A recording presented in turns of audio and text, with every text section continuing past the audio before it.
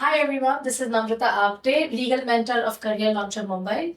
And in today's video, what I'm going to discuss with everyone is how to crack legal aptitude questions. Now, the pattern that I'm going to discuss is sort of a non-CLAT pattern, but actually that's not the right way of looking at it.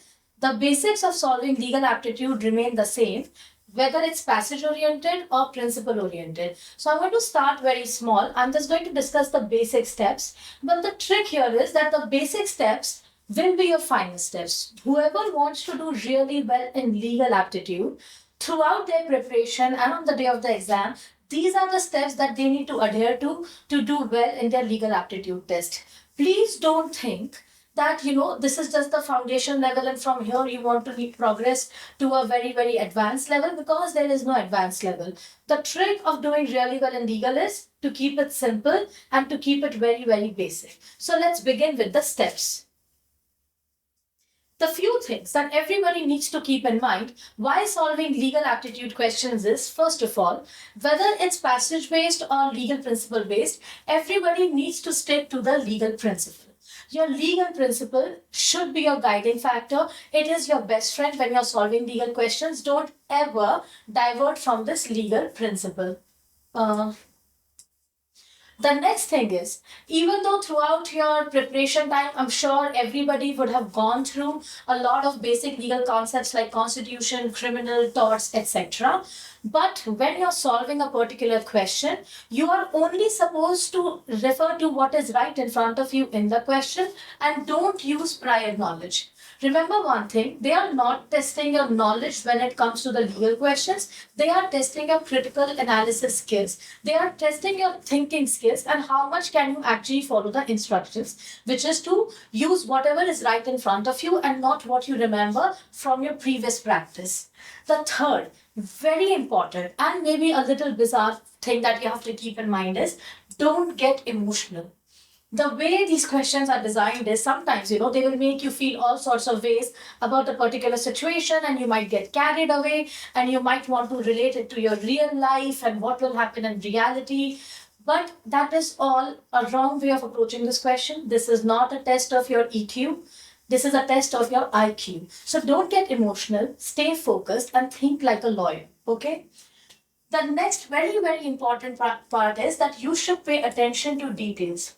Funnily enough, the maximum number of mistakes are made in questions which are very simple and very small actually. Like if the facts are only for 2 lines, that's when people tend to make the most mistakes, because in their rush to complete the questions, they don't read it carefully. For instance, one mistake that I've come across many times is that people will not read the word not. So for example, if the question says what is not the right answer, invariably, students tend to mark the right answer and later on they realize that they didn't read the question properly and they didn't read the word not, which is a very silly mistake to make. And later on you will just end up beating yourself up that why didn't you read the question paper properly. The last point that you should keep in mind is, don't answer what ifs. Now, what does this even mean? There are times when solving a question, students tend to over rationalize the factual situation given to them. And then they start thinking, what if they were asking this, then would my answer be right? But that's a futile exercise, because what if has no role to play in it. If they wanted to ask you that question, they would have included this in the list of questions. If they haven't, please don't answer it. Now, if all of this seems very vague to you, do not worry. I am going to explain all of these points with the help of a question. So let's go ahead and discuss a very simple question. The legal principle says, in a natural calamity, the government has to treat everyone equally.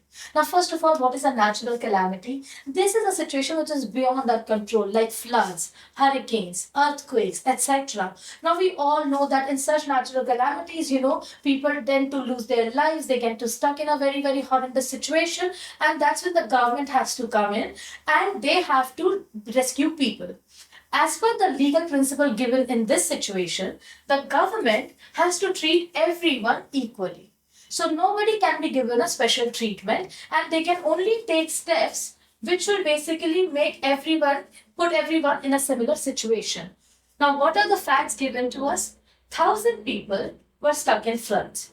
How many people were stuck in floods? 1,000 people were stuck in floods. The government could only save up to 500 people, and you have to decide. So first of all, let's break down these facts properly. How many people were stuck? 1,000 people. As for the facts, how many people can the government save realistically? 500. And we, as paper solver, we have to decide what are we going to do. So there are four options given. Save all of them, save as many as possible, save 500 people, and save none of them. Now, very often, a lot of people say either save all of them or save as many as possible. And both of those answers are wrong. There is only one right answer, which is save none of them. Now, it might be shocking to you that why would you not save anybody? Because that's what the principle demands.